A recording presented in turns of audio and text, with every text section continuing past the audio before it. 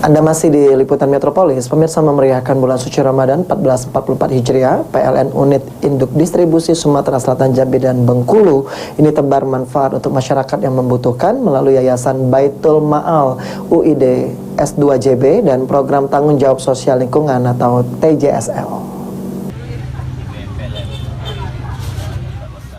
Memeriahkan bulan suci Ramadan 1444 Hijriah, PLN Unit Induk Distribusi Sumatera Selatan, Jambi dan Bengkulu UID S2JB tebarkan manfaat untuk masyarakat yang membutuhkan melalui Yayasan Baitul Ma'al YBM UID S2JB dan Program Tanggung Jawab Sosial Lingkungan TJSL. Bantuan YBM PLN UID S2JB diberikan berupa bingkisan Ramadan, bantuan muslimah tangguh, belanja barang yatim duafa, bantuan peduli purna karya PLN, bantuan senyum yatim duafa, serta bantuan senyum guru dan marbot.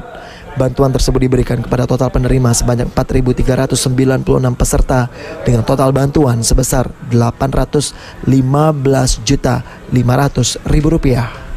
Selain bantuan program YBM, dilakukan juga penyerahan simbolis bantuan TJSL program Ramadan berbagi kebahagiaan bertempat di Masjid Nurul Ikhwan 10 April lalu.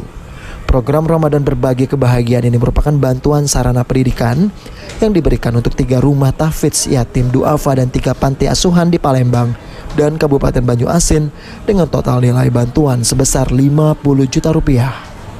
General Manager UID S2JB Amris Adnan menyatakan bahwa PLN UID S2JB tidak hanya berkomitmen untuk menjaga kelistrikan sepanjang Ramadan dan Idul Fitri, tapi juga berupaya untuk dapat berbagi berkah terhadap sesama di momen penuh berkah, yaitu bulan suci Ramadan.